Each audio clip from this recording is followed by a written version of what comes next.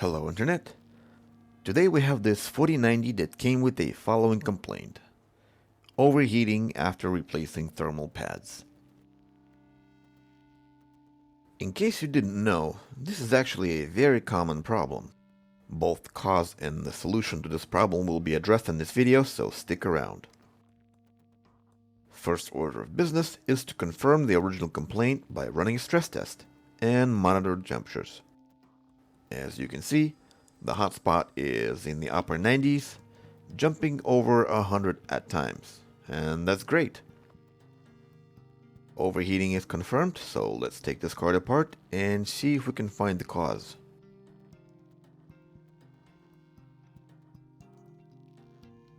Once inside, it became apparent that we have a custom pads. I believe these pads were 1.5mm originally, and now they are squished to 1.25. The core itself is bone dry that not even alcohol can clean it. So I'll be using my magic pad to get that cleaned, and there we have it. I'll do the same with the heatsink.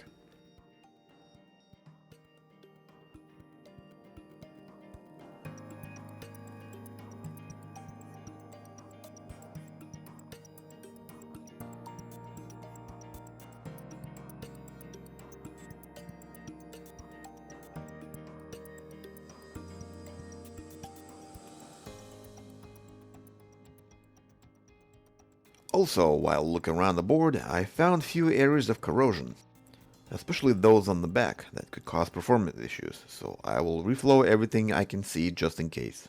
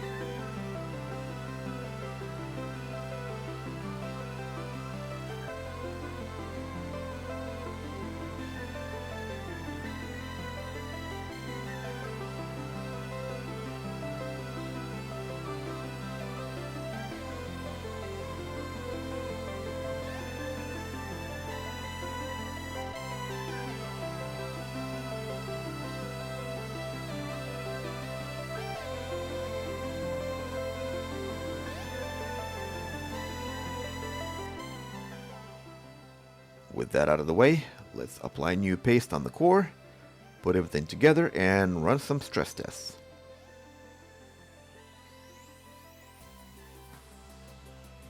As you can see, temperatures are just as bad as before, if not worse.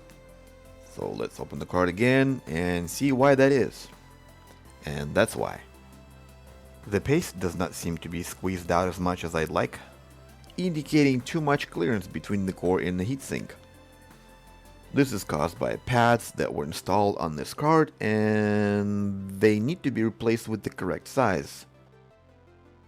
I will try to start with 1mm pad since we already know that 1.25 was too thick. Partially assemble the card, press everything in and open it up for inspection. The contact of the core and the heatsink is now good, and a noticeable impression on the memory chips, indicating the pad thickness is also correct. A little more paste on the core, follow up with the assembly, and another set of stress tests. And there we have it. Not even 80 degrees. And very impressive memory temperatures too. I'll continue with the assembly of the card and run at 100% load this time to see how far we can push the temperatures. And it looks like no more than 88, which is way better than 100. With that there, I hope you guys learned something today, and if so, please hit me with a like, a comment, and subscribe for more easy repairs. Goodbye.